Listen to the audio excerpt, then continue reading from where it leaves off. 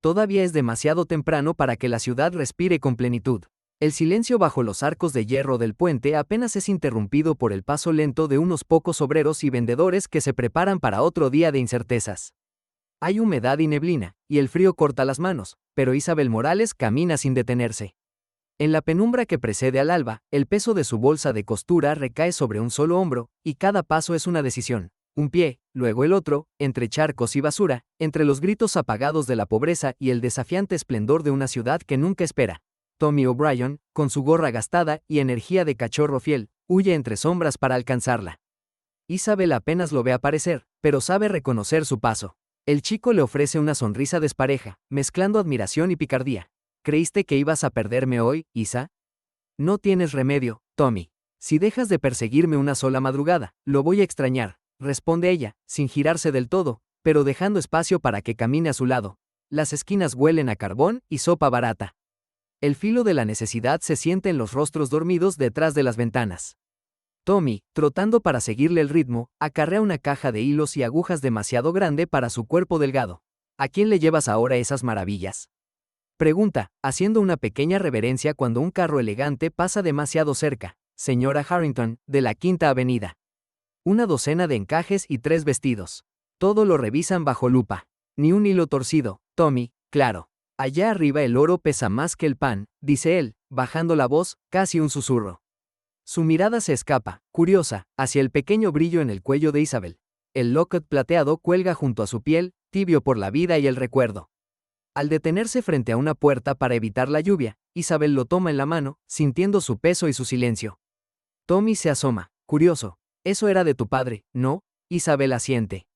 Inhala hondo, sin mirar al niño. Sí, es una promesa, de no olvidar lo que somos, aunque el mundo quiera otra cosa. No le muestra el interior. Solo el delicado chasquido al abrirse, un leve resplandor y nada más. Luego lo esconde bajo la blusa, y sigue andando. Tommy recoge el ánimo de la bruma y lanza sonrisa para distraer la nostalgia. Cuando seas famosa y rica, ¿me dejarás limpiar tus botas de charol? Isabel le lanza una media sonrisa, breve, como el relámpago antes de la tormenta. Tontito. Si llegamos, los dos llegamos. El sol, al fin, amenaza con romper el gris sobre los tejados. Los carros se hacen más relucientes, las aceras más limpias. Los edificios cambian. El ladrillo viejo da paso a fachadas de mármol y rejas doradas. Isabel y Tommy se miran apenas antes de que ella suba los peldaños de piedra del mundo ajeno. Durante un instante, antes de tocar el timbre, Isabel aprieta el locket dentro del puño. Hay orgullo, miedo y deseo. La puerta se abre. En el interior del palacete, la luz es dorada y ajena. El silencio, abrumador, tiene la textura de un pañuelo de seda tensa. Isabel avanza por el vestíbulo entre espejos y mármol, su paso amortiguado por alfombras que nunca pisó descalza. Un mayordomo la conduce, serio, hasta el salón principal. Allí, la señora Vivian Astor se inclina sobre una bandeja de porcelana, apenas ocultando un gesto de desagrado bajo la máscara de cortesía. Su vestido brilla bajo el sol de media mañana. Nathaniel Harrington, alto y distraído, mira por la ventana, con la postura de quien busca excusas para no escuchar la conversación de los mayores. Isabel deja la caja sobre la mesa, el hilo de voz apenas audible. Terminadas, señora. ¿Desea revisarlas usted misma? Nathaniel gira, atraído por el timbre nuevo en la sala. Sus ojos son curiosos, pero no insolentes. Un silencio flotante se instala. Él examina las manos de Isabel. Temblor leve, uñas limpias, la cicatriz junto al pulgar. Un destello plateado en el borde del cuello de ella llama su atención antes de que lo oculte con el cabello. Vivian adopta una sonrisa estudiada, casi una afirmación de superioridad. Decente el trabajo, muy decente, dice, pasando los dedos sobre la puntada. Aunque supongo que es mucho pedir que la perfección venga de donde no florecen los lirios. Nathaniel interrumpe, la voz baja pero clara. Me permito disentir, Vivian. No cualquier costura resiste los años. Y esta lo hará. Sus palabras caen con el peso de algo más. Una invitación, una promesa difusa o tal vez un reto. Augustus Harrington aparece, la voz lenta, modulada por 40 años de negocios y vigilancia. Tanta conversación por tela y agujas. Nathaniel, supongo que sabes elegir con quién compartes tus opiniones. Y, señorita Morales, recuerde, la puntualidad y la discreción son lo que valoramos aquí arriba. No las conversaciones inútiles. Vivian clava los ojos en Isabel, buscando grietas, fallas, señales de ambición. Será mejor que traigan el próximo encargo firmado. No aceptamos trabajos por recomendación anónima. En la mesa, alguien ha deslizado un papel con unas instrucciones, sin remitente, para la próxima tanda de encargos. Nadie lo menciona explícitamente, pero el aire se espesa con sospecha. Nathaniel le sonríe apenas, un gesto pequeño pero perfecto, breve compasión y un atisbo de complicidad. Isabel recoge su bolsa, cruza la sala con la mirada baja pero la barbilla alta, y la memoria del destello plateado debajo de su blusa. Sabe que ha sido observada, y que serán días largos. De regreso en el barrio, la tarde cae y la lámpara de petróleo escupe su luz débil sobre las paredes agrietadas. Isabel y su madre, Eleanor, bordan en silencio, dobladas sobre la mesa estrecha. La fatiga ocupa todos los rincones, menos la esperanza. Mamá, ¿puedo preguntar algo? ¿Nunca tuviste miedo? Eleanor no responde de inmediato. No detiene la aguja, pero su voz acaricia la pena.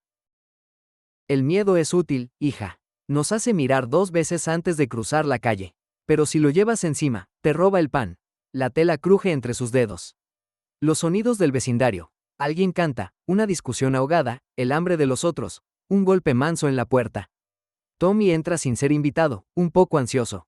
Tiene un sobre arrugado en la mano. Esto llegó en la tienda. Sin firma. Eleanor frunce el ceño y lo observa bajo la luz. ¿Quién lo dejó? Tommy encoge los hombros. No sé, tal vez el repartidor o un chico de los Astor. No quisieron decirme. Isabel abre el sobre. Un pedido extra grande, con promesa de buen pago. Nada habitual. Mira a su madre, la duda brillando en la pupila. ¿Debemos aceptar, mamá? Es mucho dinero. Eleanor no responde al instante. Quita el hilo de entre sus labios y toma la carta. Sus ojos la escanean rápido. Nada que venga con prisas ni nombres ocultos trae buena fortuna. Allí arriba el oro siempre pide algo a cambio. Tommy aparta la vista, nervioso. Observa el locket, cruzando relámpagos de desconfianza y deslumbramiento. Isabel, con la carta en una mano y el locket en la otra, siente la promesa de un mundo que puede romperse con solo un error. La lamparilla proyecta sus sombras, largas y desiguales, sobre la mesa y sus rostros inclinados. La noche toma el relevo, llena de preguntas no pronunciadas. Las tazas de porcelana tintinean con delicadeza en la tarde abrigada del salón Astor. El aroma del té de jazmín flota sobre los terciopelos empolvados y el murmullo constante de damas encorsetadas, todas ellas afinando la oreja con el ansia sorda de la buena sociedad. Vivian Astor inclina apenas la cabeza, su cabello oscuro recogido en un moño impecable, y sonríe sin mostrar los dientes mientras sus dedos juguetean con la cucharilla. Sus palabras se deslizan con elegancia venenosa entre risas medidas y abanicos que se agitan. Las amigas escuchan, entre divertidas y alertas. Vivian deja caer a propósito una frase cuidadosamente calculada, no un rumor todavía, sino la insinuación de que algo, no dice qué, ha alterado los ánimos en casa Harrington. El nombre de Isabel no se pronuncia aún, pero el silencio de Vivian y su pausa medida invitan a las conjeturas. No quisiera ser indiscreta, susurra, y el grupo se inclina hacia ella, como hipnotizado. Pero en ocasiones es necesario actuar antes de que una mancha imposible cubra un apellido intachable. Al mencionarlo, su mano abandona la taza y casi roza el sobre de papel crema que descansa sobre la mesa, apenas visible bajo su chal bordado. La carta, escrita esa misma mañana, se encuentra aún sin dirección, pero lleva el sello invisible de su ansiedad. Palabras susurradas que, una vez impresas en las linotipos, podrán expandirse como veneno en una herida abierta. Una de las invitadas, la señora Pembroke, observa el sobre y sonríe, cómplice en su ignorancia. Augustus Harrington aparece entonces, rígido en su porte, recortando la luz con su sombra de árbol viejo. Habla con Vivian en voz baja, separándose del grupo para hallar una esquina de confidencia. Confío en que comprende la importancia del decoro, dice él, sin caricia ni remordimiento en el ceño. Cualquier escándalo, por menor que parezca, arrastra el apellido y la fortuna al fango. No podemos permitirnos flaquezas, ni usted ni Nathaniel. Vivian contiene el gesto de incomodidad detrás de su abanico de sedas. Su voz, helada y definida, responde, hago lo necesario por nuestra familia. No se preocupe, señor Harrington. No hay lugar para la compasión en situaciones de riesgo. Él asiente, satisfecho pero inflexible. Recuerde, solo una sombra sobre Nathaniel y se acabó cualquier futuro para usted. No olvide de quién recibe usted sus invitaciones. Un crujido recorre el aire entre ambos, más fuerte que el de las butacas antiguas. Vivian siente el sudor seco en la base de su cuello, pero sus ojos, cuando encuentra de nuevo a las damas del salón, no muestran nada sino la inocencia ensayada de una hija modelo. Solo el sobre, oculto pero palpitante en su presencia, delata la batalla secreta que se gesta entre las paredes doradas. Mientras la tarde se apaga, las risas se tornan cuchicheos e Isabel Morales, aunque ausente, se vuelve centro gravitacional de cada mirada. Nadie lo sabe aún, pero la carta espera a su destinatario. La ciudad entera, asterisco asterisco asterisco, ya es noche en el barrio pobre de la calle Orchard. La luz de una vela recorta el ángulo de la habitación donde Isabel Morales se sienta, firme pero encorvada, en el borde de su colcha raída. El mundo, afuera, parece lejano y hostil. Desde la ventana llega el eco apagado de voces juveniles y ruedas de carretilla. Últimas noticias, noticias calientes de medianoche. Escándalos en la alta sociedad. Los gritos se arrastran como corrientes de río, sugiriendo tormentas al acecho. Isabel extiende las manos temblorosas y saca, de debajo de la almohada, el relicario de plata. Es pequeño, modesto. En sus pliegues brillan los rastros del pasado, y en el corazón del medallón, el secreto de un destino bifurcado. Lo abre con cuidado, guiada más por el miedo que por la esperanza. Dentro, una diminuta hoja doblada. La caligrafía reconocible de Nathaniel, delicada pero firme. Tienes en mí un aliado, aunque el mundo intente separarnos. Sé valiente. N. lee la frase en susurros, para sí misma, y cierra los ojos, permitiendo que el recuerdo de la voz de su padre, serena, pragmática, le susurre desde otra vida. No aceptes limosnas ni amenazas. La dignidad pesa más que el pan, hija. Revive, fugaz, la imagen de sus manos labradas entregándole el relicario años atrás. Guarda aquí tus promesas, y jamás las cedas. El corazón de Isabel late con fuerza indómita. Observa, bajo la nota, el compartimiento oculto del medallón. Acaricia la diminuta hendidura, donde, envuelto apretadamente, reposa el documento legal recibido a hurtadillas. Apenas un mes atrás, una carta sin remitente, acompañada de palabras amenazantes y frías. Una suma promesa de silencio, una invitación a marcharse y aceptar dinero a cambio de su desaparición. Aprende de memoria las palabras ambiguas, la firma legal y oscura, Harrington y Co. Guía la yema del pulgar sobre el metal helado, indecisa entre el temor y la indignación. Fuera, los pregoneros continúan. A cada grito, una gota más de duda. Rumores de traición y engaño en las columnas sociales de la mañana. Hay una amenaza de tempestad en esos titulares, una advertencia soterrada que Isabel percibe aunque no ve el papel impreso. Envuelve de nuevo la nota y el papel secreto, encajándolos en el hueco del relicario, tal como se encierra un grito en la garganta. Aprieta el medallón contra el pecho desnudo, sintiendo el frescor metálico como si fuera promesa de cuchilla o de salvación. Una lágrima apenas se insinúa en la comisura del ojo, pero Isabel la contiene. Toma aire y se recuesta sin soltar la cadena, como si solo así pudiera conservar la fuerza necesaria para enfrentar el alba. La esperanza, en la penumbra de su cuarto, es un murmullo débil y casi ridículo. No hay gratitud, ni tampoco rencor abierto. Solo la determinación de quien sabe que lo que está por perder vale mucho más de lo que podría ganarse en secreto. La ciudad, despiadada y ruidosa, acecha en la noche, y ella, la Isabel que aún no conocen, se obliga a resistir. Cierra el relicario, el clic seco resonando sutil pero definitivo. En ese instante, bajo el resplandor parpadeante de la vela, sabe que su silencio será su propio escudo.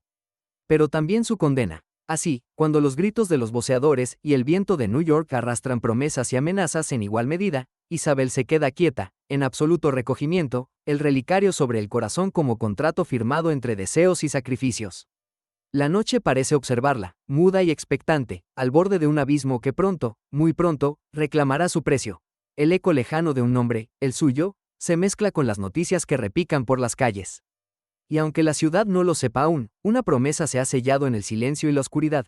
Nadie saldrá ileso cuando el alba revele lo que han jurado enterrar. La luna érguida sobre el East River apenas se reflejaba entre los vapores y brumas espesas que brotaban del muelle. Nadie miraba, o fingía no ver, a la figura de Isabel, escurridiza entre sombras, con el abrigo raído ajustado para combatir el frío, ni se percataba de la silueta masculina que surgía por la pasarela, los zapatos de charol manchados por culpa del lodo. Nathaniel, susurró ella sin mirarlo, apretando la baranda. Él le ofreció el pequeño libro, envuelto toscamente en papel de estraza. Es de mi madre, bueno, era, para ti. Sé que la biblioteca cierra temprano. Dudaba, vulnerable detrás de la cortesía. La joven rozó sus dedos, los guantes fríos resistiendo el calor de la piel. Un silencio largo se instaló. El río ardía de neblina y miedo. Isabel levantó el rostro solo cuando ya no pudo simular indiferencia. Dicen cosas. En las calles, en la terraza donde trabajo. Me miran como si debiera pedir perdón por existir cada vez que mencionan tu nombre y el mío. Sus palabras se quebraban entre la rabia y el desamparo. Nathaniel asintió, bajando la voz. Recibí un mensaje hoy. Nada firmado. Me advertían, el escándalo puede arrastrarlo todo. Cuidado con las promesas vacías. Isabel bajó la vista al locket que se anudaba a su cuello con cinta descolorida. Los dedos de Nathaniel se demoraron sobre el medallón. Ella no se apartó. La plata envejecida guardaba el calor de ambos. Tengo miedo, Nathaniel. Al ridículo, sí, pero más al olvido. O a que todo se borre como si jamás hubiéramos significado nada el uno para el otro. Él titubeaba. Quiso decirle que estarían bien, que la sociedad no tiene memoria, pero no pudo. Movió el locket en sus manos, percibiendo el leve abultamiento. Solo él y ella conocían su doble fondo. Hay cosas que ni siquiera yo puedo detener. Pero, no terminó. Su aliento rozó el cabello de Isabel. Los dedos compartieron el peso secreto del medallón, dejando la promesa suspendida entre la complicidad y el temor. Porque sabían que ese objeto, simple a la vista, era la llave a la ruina de ambos. Algo se quebró en ese instante. No fue confianza, sino la esperanza ilusa de que el mundo podría ignorar dos vidas entrelazadas por azar. El silbato de un barco los obligó a distanciarse con la urgencia de los enamorados que se ven perseguidos. No tardes mañana. Vendrán tiempos peores, murmuró Nathaniel. Y ese fue su adiós, tantas palabras contenidas en una mirada fugitiva, en una mano temblorosa que tardó en soltar la de ella. Pasos apresurados en la madrugada. Más allá del muelle, la ciudad se desperezaba, insomne y ávida de escándalo. Asterisco asterisco asterisco en una calle sombreada del Bowery, una mujer anónima descendió de un carruaje modesto con el velo bien ajustado. Vivian avanzó sin mirar atrás, ignorando el temblor en el estómago que desmentía la serenidad del rostro. Cruzó la acera hacia el local del Daily Register, el farol de la esquina apenas alumbrando los escalones gastados. El sobreanónimo pulsaba en la palma de su guante como si ardiera. Alrededor, los borrachos se replegaban entre sombras, los vendedores de fruta tapaban sus mercaderías, y nadie, excepto un muchacho harapiento, parecía notar la figura elegante. Tommy, asido tras un poste, la observó con los ojos anchos. Le resultó familiar el modo en que la dama escurría las cartas dentro del buzón de sugerencias del editor. Distinguió algo extraño en sus andares, la rigidez, la prisa, la forma en que su cabeza se giraba para asegurarse de no ser observada. La editora nocturna, llegada con la llave, recogió el sobre poco después, apenas la extraña desapareció en las sombras. Tommy no pudo oír ni saber lo escrito, pero algo vibró en su interior. ¿Por qué ese sobresalto? ¿Por qué esa urgencia? Sabía que los poderosos tenían secretos, pero jamás había visto antes a una dama de clase alta rebajarse a la clandestinidad. Vivian apretó el bolso contra el pecho varios metros después, ya segura de que nadie la seguía. Bajo la luna pálida, detuvo su paso y apoyó una mano en las rejas frías de una casa vacía. Por un segundo el temple se le quebró y la respiración jadeó con acento agudo, honda. ¿Hasta dónde llegaría? Si la familia Harrington caía, ¿quién caería con ellos? ¿Quién quedaría libre? El odio y el miedo se mezclaban en el metal del anillo que apretaba. Se recompuso. Nadie podía verla dudar. Tomó un atajo entre callejones mientras la ciudad seguía sorda y despierta, ignorante del veneno recién depositado en las venas de su prensa más poderosa. Tommy, inquieto, permaneció un rato largo contemplando la fachada iluminada.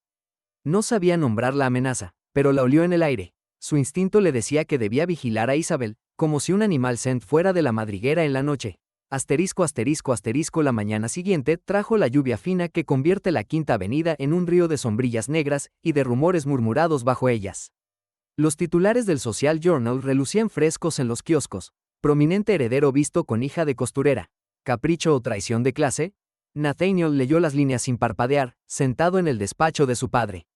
Cada palabra era un latigazo. Augustus lo observaba de pie, los brazos cruzados, con la gravedad de quien no admite vacilación. Lee otra vez. ¿Ves lo que han hecho?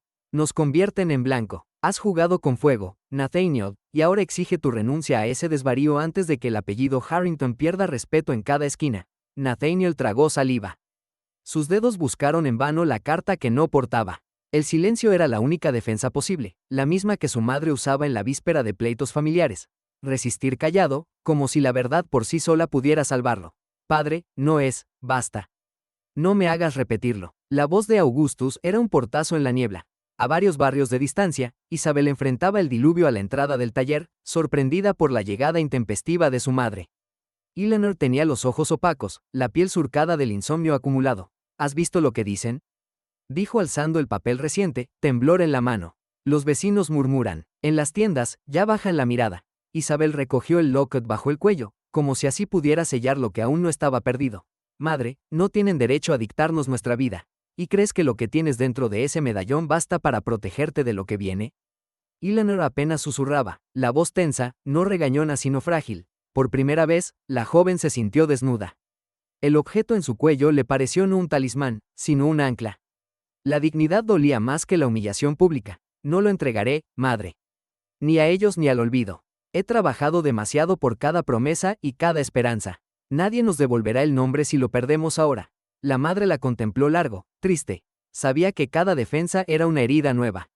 El orgullo y el miedo bailando en el mismo gesto, el mismo temblor de quienes siempre pierden, aun si resisten. En la esquina, Tommy veía todo desde la distancia. Sintió y calló. No debía intervenir todavía. Vigilaba, dispuesto a perder su pequeña calma, a dejar atrás el anonimato si con ello protegía a Isabel del torbellino que ya barría la ciudad. El cielo se fue abriendo en claros, luz y sombra mezcladas, ni una ni la otra dominante, igual que las vidas de quienes luchaban por promesas y silencios en el mundo afilado de la alta sociedad neoyorquina. Isabel, Nathaniel y los suyos parecían avanzar por un sendero invisible, rodeados de cuchillos y ojos anónimos, sosteniéndose solo con la fragilidad obstinada del amor aún en deuda. El despacho de Augustus Harrington se inunda con la pálida luz de la tarde, que apenas logra atravesar los pesados cortinajes. Sonidos lejanos, pasos, murmullos sordos de criados, se disuelven ante el tenso silencio que impone su sola presencia. Augustus, con la espalda recta y los dedos huesudos ocupados en una labor meticulosa, extrae un pequeño objeto plateado de un doble fondo en su escritorio. Lo observa detenidamente, el relicario de Isabel. Por un instante, su mirada fría se suaviza en un temor casi supersticioso. Sabe lo que ese objeto resguarda. Lo abre con delicadeza quirúrgica. Una hoja doblada, el relieve de un sello legal y la tinta azulada de una firma comprometedora. El documento que todo lo puede poner en peligro si llegara a otras manos. Sin titubear, coloca el papel sobre la mesa y comienza a copiar ciertas cifras y nombres clave en una hoja limpia. Cada trazo es un recordatorio, no solo del control que ejerce sobre su familia, sino del costo de perderlo. Sella el duplicado y lo mete en un sobre, que guarda bajo una caja de puro cerrada con llave. Su rostro endurecido no deja ver ni triunfo ni remordimiento, golpes discretos en la puerta. Augustus responde apenas con un gesto. Su secretario entra, se inclina con una reverencia nerviosa, y aguarda instrucciones. Quiero que la señorita Morales no cruce palabra ni espacio alguno con Nathaniel. Preparen una lista de invitados revisada, no habrá excepciones ni contemplaciones. Si es necesario, que la hagan esperar afuera. Bajo cualquier pretexto, ordena Augustus en voz baja, contenida y firme. El secretario asiente, sintiendo el peligro implícito y toma nota de la orden, sin atreverse a mirar al patriarca a los ojos. Augustus inclina la cabeza en señal de despedida. El hombre sale tan furtivamente como entró. Durante un instante, Augustus contempla brevemente el relicario. El objeto parece casi arder en su palma, símbolo de una amenaza latente y de la fragilidad de su reinado. Finalmente lo coloca de nuevo en el cajón, cerrándolo con 2 vueltas de llave. Se recuesta en su asiento, como quien prepara el siguiente movimiento en una partida de ajedrez mortal.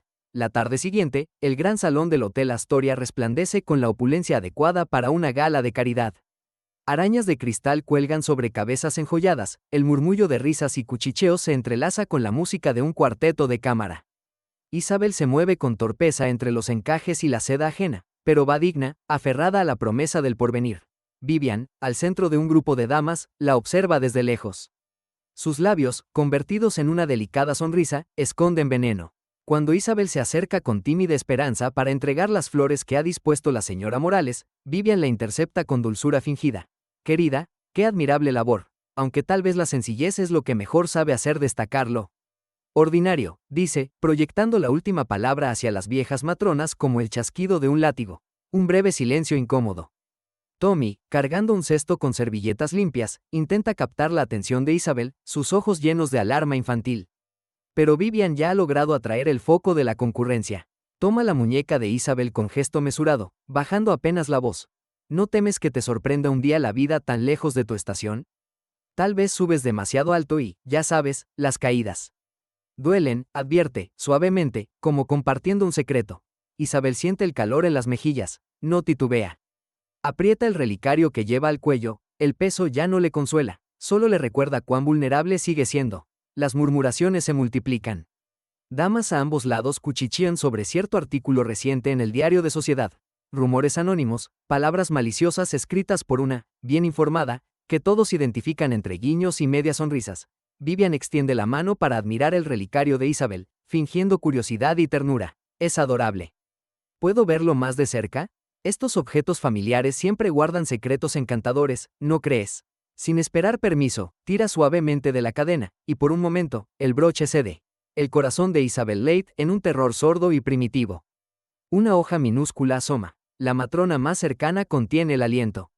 Los dedos de Vivian insinúan la apertura, pero Tommy, en un impulso valiente, tropieza adrede entre ambas. Disculpe, señorita Astor.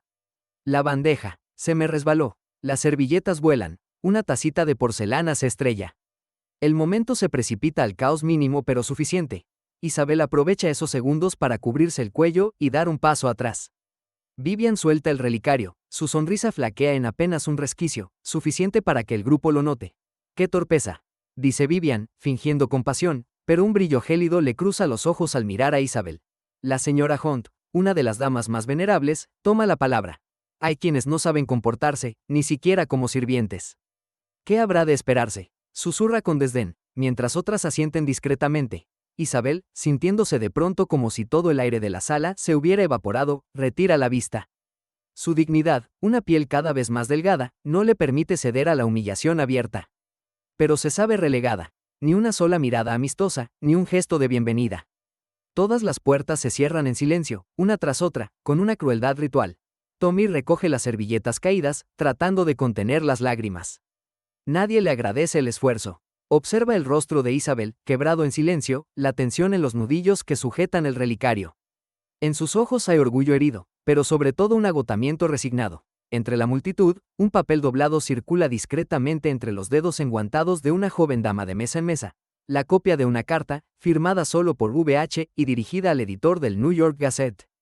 En ella, alianzas y faltas de Isabel quedan, al descubierto, sembrando la semilla de la sospecha y completando la orquestación de Vivian. Isabel saluda cortésmente y abandona la sala por la puerta trasera, paso tras paso, mientras el murmullo crece tras ella como una marea de hielo.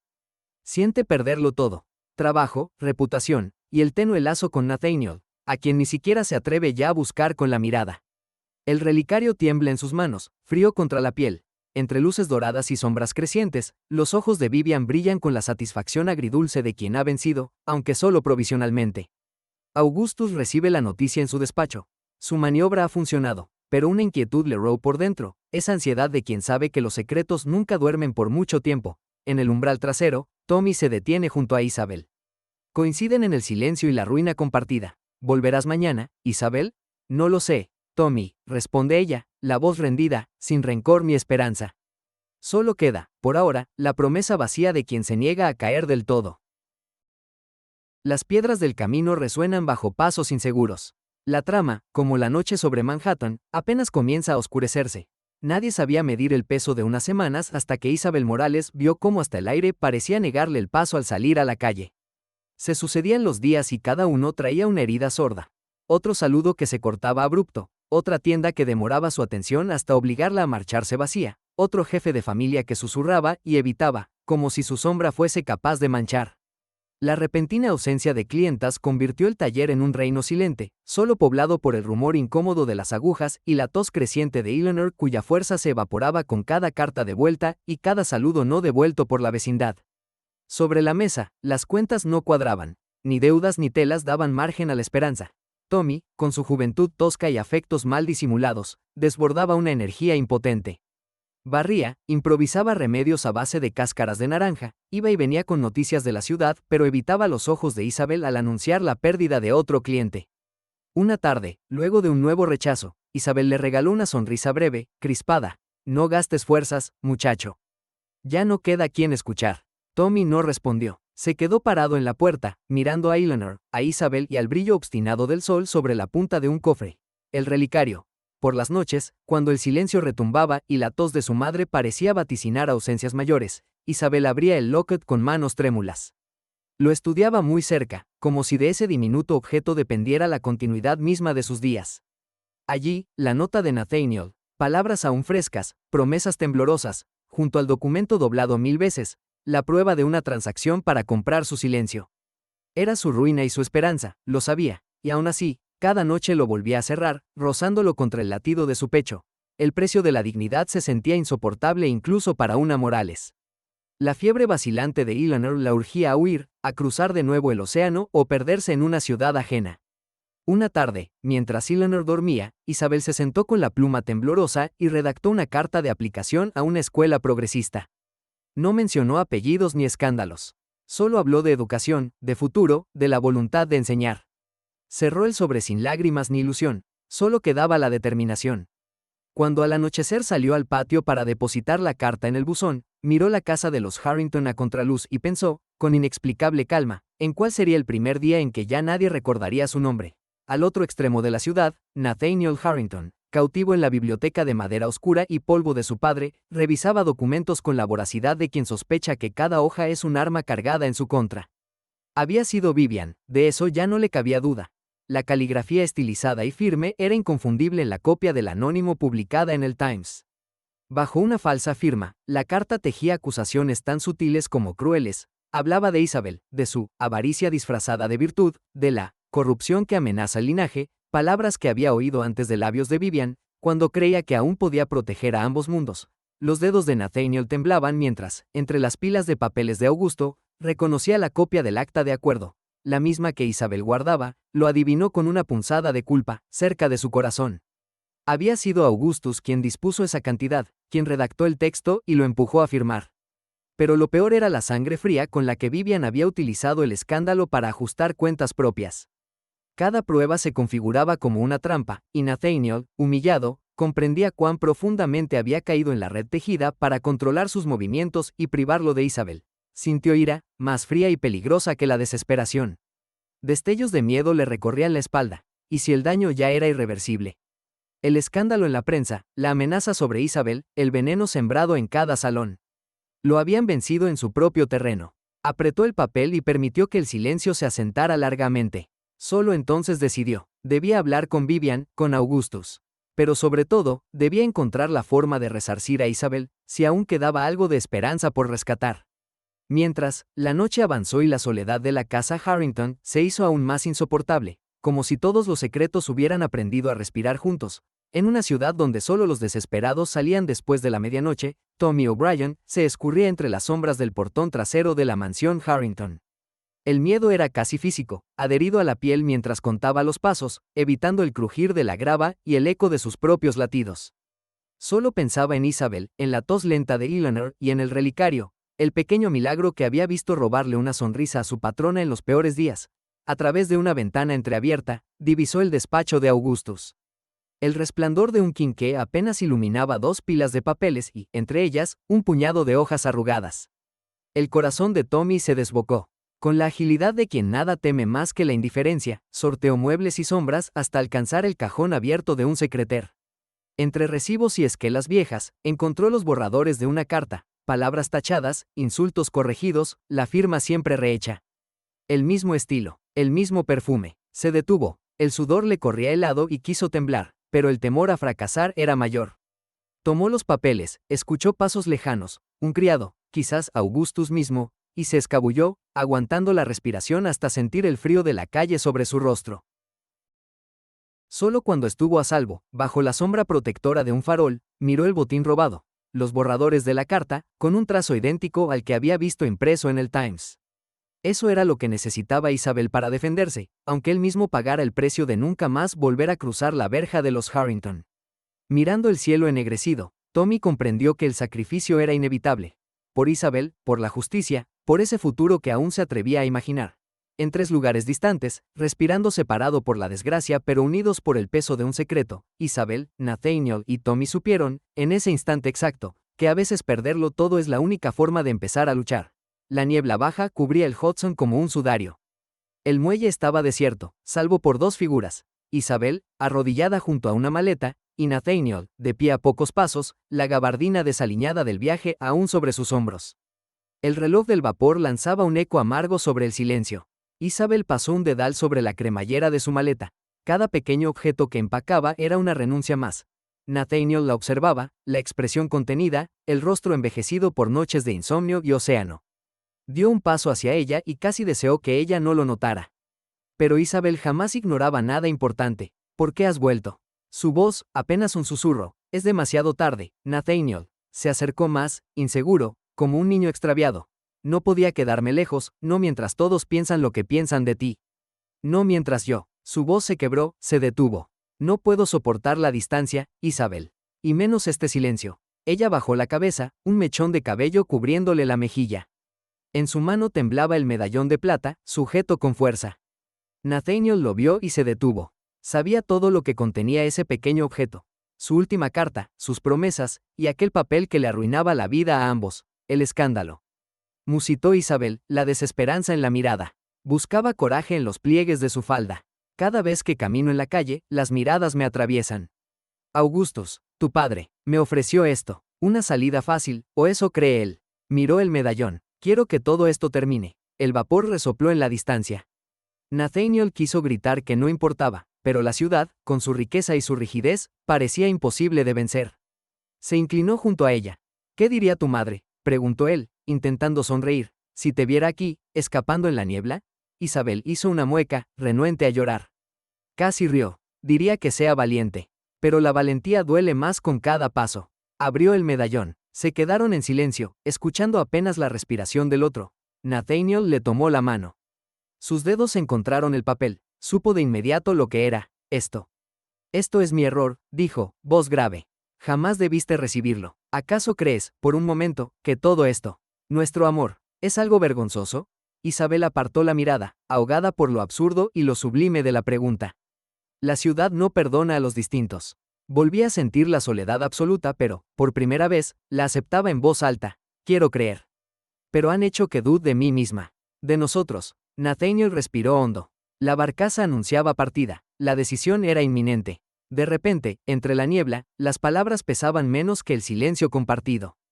Isabel cerró el medallón, reticente. ¿Qué haremos?, preguntó ella, el timbre quebrado. Lo han planeado todo para que pierda. Para que te pierda. Nathaniel apretó los labios, se sintió derrotado. Amaba a Isabel, pero sentía el peso intacto de su apellido, la falta absoluta de poder real frente a los suyos. Todo parecía perdido. No lo sé, admitió. Pero te juro, Isabel, que lo intentaré otra vez. Si te vas, yo te buscaré. Si te quedas, yo lucharé por ti, aunque sea inútil. Aunque perdamos. Pero no soporto otro día lejos de ti. Isabel guardó el medallón, con el papel y la nota dentro, y finalmente bajó la cabeza. No hubo beso, ni promesa ferviente, solo una resignación compartida. Era su adiós, aunque aún no sabían si era definitivo. Nathaniel la observó subir al vapor, sin girarse. La silueta de Isabel se fue perdiendo entre los pasajeros y la bruma. Se quedó ahí, como un huérfano en la tormenta, inerme, hasta que la neblina se llevó todo. El eco de esa despedida reverberó horas después bajo los frescos de mármol del gran salón Harrington. La gala anual, la cita obligada de la élite, resplandecía de artificio y rumores. Los violinistas tocaban para apaciguar los cotilleos. Vivian se deslizaba entre los invitados, radiante y falsa, ansiosa ante la expectativa de victoria. Augustus, fiel a su imagen, mantenía la compostura con ninguna alegría. Tommy, enfundado en un traje prestado, se mantenía cerca de la entrada, la mirada anhelante de quien sabe lo que debe hacer, aunque tiemble. Isabel no estaba a la vista. Vivian se acercó a Augustus, su mirada sibilina. Se nota el vacío, ¿verdad, señor Harrington? El escándalo ya no pesa sobre la familia. Isabel, como era de esperarse, ha sabido irse. Augustus respiró hondo, satisfecho con la ausencia de su hijo. Su expresión era la de un hombre agotado. En ese instante, Nathaniel cruzó la puerta, solo, despeinado, sin el aire de heredero. El murmullo se congeló. Caminar entre esa multitud era como desangrarse. Algunos lo miraban con lástima, otros con abierta hostilidad. Sin anunciarse, tomó la palabra ante todos. Mi lealtad es para quien ha tenido el coraje de amarme aun cuando yo no lo merecía. Su voz quebró el aire. Nadie se atrevió a interrumpirlo. Solo Vivian sonrió, sutilmente despectiva. No ocultaré más de quién estoy enamorado. No bajo vuestro techo, ni a costa de mi nombre. El silencio fue absoluto antes de que, inesperadamente, Isabel entrara por una puerta secundaria, tímida pero erguida. Tommy la seguía, apretando entre los dedos una carta. Todos los ojos se volvieron hacia ella. Vivian se puso blanca, comprendiendo que lo imprevisto estaba por suceder. Isabel no miró a Nathaniel, sino a la sala entera. He sido acusada, pero no voy a callar más. Porque tengo pruebas de la verdad. Tommy avanzó y entregó la carta a un periodista entre la multitud. El rumor se extendió. La carta abierta revelaba las intrigas de Vivian, falsos rumores, instrucciones anónimas, la escritura idéntica a la que usó Vivian en tantas notas interceptadas. Nathaniel se acercó al estrado. Extendió el medallón para que todos lo vieran. Lo abrió, mostrando el documento de la compra de silencio. Un murmullo de escándalo recorrió la sala. Vivian titubeó, Augustus palideció. Por primera vez, la culpa parecía erosionar los cimientos de la familia. Nathaniel la miró, sin júbilo, solo con decepción. Saber vivir sin verdad es condenarse uno mismo. Su mano temblaba al cerrarse la reunión. Nadie aplaudió. Cada invitado se retiró con el peso de una vergüenza ajena. Isabel y Nathaniel caminaron juntos hacia el jardín trasero.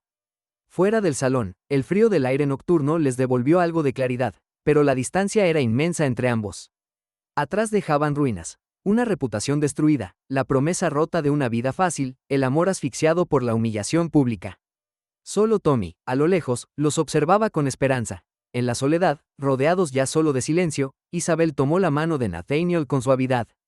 Aún no era el momento del perdón ni de la reconciliación. Habían desenterrado la verdad, pero el dolor seguía ahí, intacto, irredimible.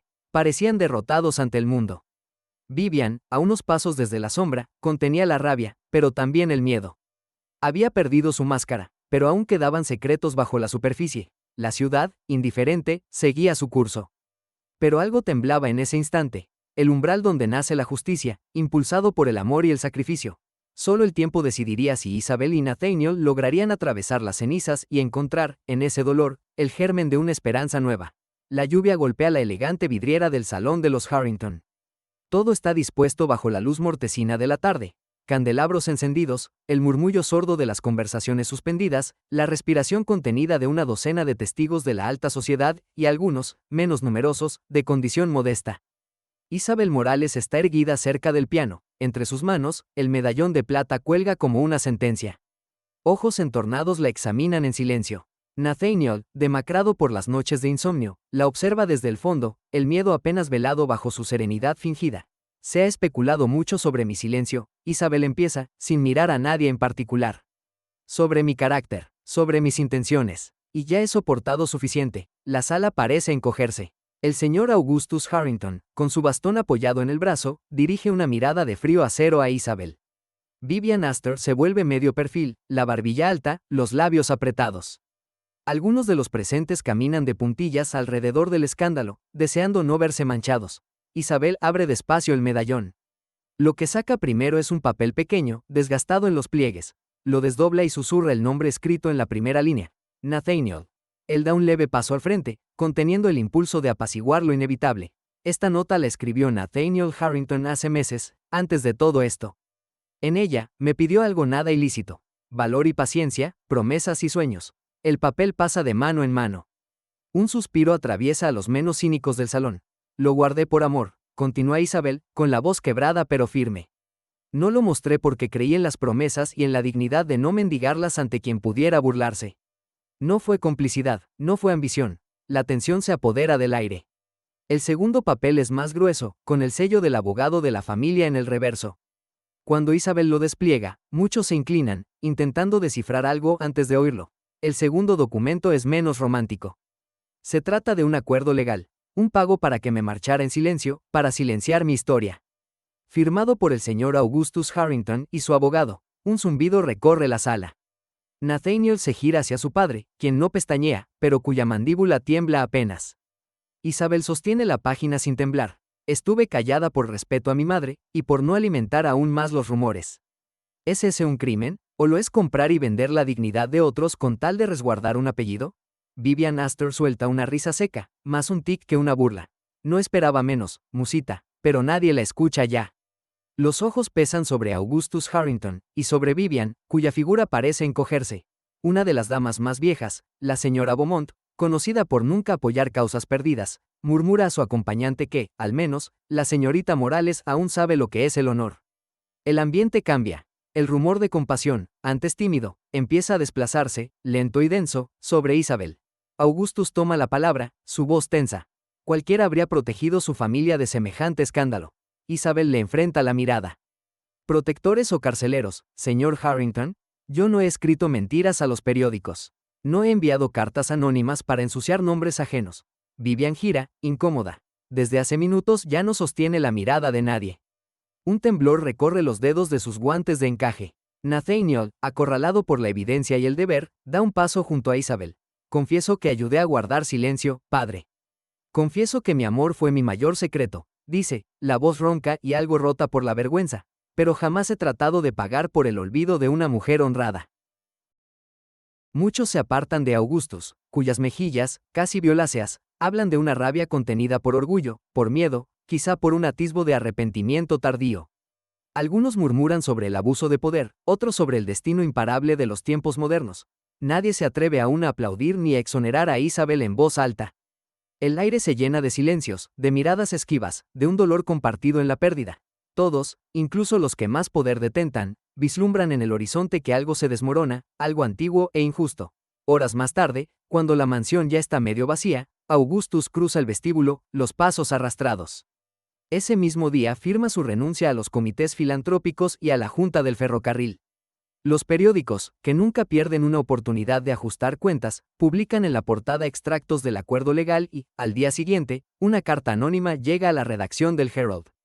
El remitente, un poeta urbano cualquiera, pero la letra no engaña. Es la de Vivian Astor. No se dicen nombres, pero los sabios reconocen su escritura.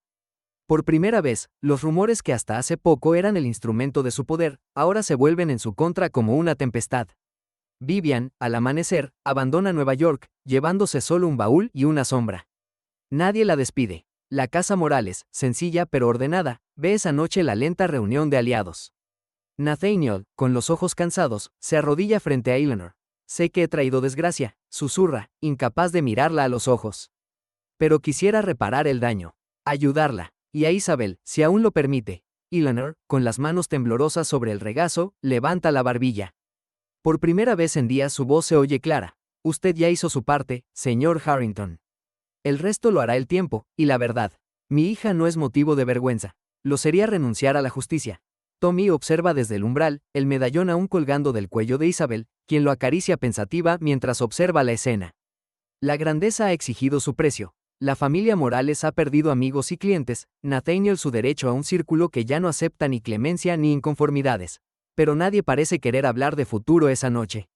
Solo el silencio de los que lo han perdido todo florece, inesperadamente, en una paz entre ruinas. El alba trae noticias secas. Augustus ha dejado sus cargos. Vivian, desaparecida, no volverá a ser invitada en sociedad. El sastre humilde que ayudaba a Eleanor se compromete, con un grupo pequeño de trabajadores, a financiar una pequeña escuela en el barrio, bajo ideas de Isabel. Por primera vez desde semanas, una carta dirigida a la señora Morales llega sin amenaza ni insulto. Isabel, mirando la ciudad desde el escaso mirador de su casa, sabe que el perdón y la esperanza no se regalan, ni se exigen. La dignidad, igual que el amor, debe ganarse, cada día, en medio del lodo y la soledad. Y en la quietud tras la tormenta, mientras el medallón pesa en su cuello y los ojos se le llenan de una tristeza dulce, Isabel se convence, aún perdiendo tantas cosas, de que es posible empezar de nuevo. Porque la verdad, aunque ciegue y arrase, también allana el terreno para la justicia, y para las promesas que laten todavía, obstinadas, en el corazón. La luz de la mañana entraba suave por las vidrieras de la pequeña capilla, derramando una calidez honesta sobre los rostros presentes. El bullicio distante de carruajes y la incesante marcha de la ciudad quedaban ahogados por la atmósfera de recogimiento. Solo estaban los pocos que importaban: Nathaniel, Isabel, Tommy y, en un banco junto al altar, la madre de Isabel. Ninguno de los apellidos ilustres ni nombres buscados por los diarios acudieron. Había una ausencia evidente de testigos sofisticados, pero era un vacío que nadie lamentaba. Más bien, era una victoria silenciosa contra la vigilancia ajena y el peso de las expectativas sociales. La ceremonia fue sencilla, apenas palabras que contenían todo aquello que nunca permitió la jaula de la alta sociedad: sinceridad, vulnerabilidad y una ternura sobria. Tommy sostenía el cojín de los anillos con el mismo esmero reverente con que jamás pudo sostener un hogar propio, hasta ahora. Isabel, en un vestido marfil cosido por manos maternas, sentía la mirada de su madre, orgullo silencioso, alivio contenido, lo logramos, que solo se dice desde el cansancio feliz. Nathaniel, enfrentado por años al eco de un apellido que dictaba cada movimiento suyo, miró a Isabel como si en ella se encontrara todo el sentido del exilio y el retorno.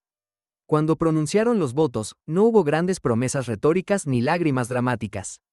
Solo verdad. Isabel deslizó el pequeño relicario de plata entre sus manos, lo abrió sin que el sacerdote lo notara, y allí depositó los pergaminos. El mensaje de Nathaniel, la prueba de los chantajes superados, la última página de una historia escrita a escondidas. Lo cerró y, en ese gesto, transformó las heridas pasadas en el símbolo de un pacto inquebrantable. Al final de la ceremonia, no hubo vítores ni lluvia de pétalos, pero en los ojos de los presentes brillaba la clase de alegría que sobrevive a todas las tormentas. Caminando juntos fuera de la capilla, Isabel sintió, al fin, un futuro ganado a pulso.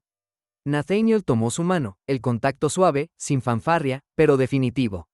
Allí estaba el amor, desnudo de espectáculo, fortalecido por sacrificio. Esa tarde, en el pequeño jardín detrás del taller de costura, compartieron pan y canciones.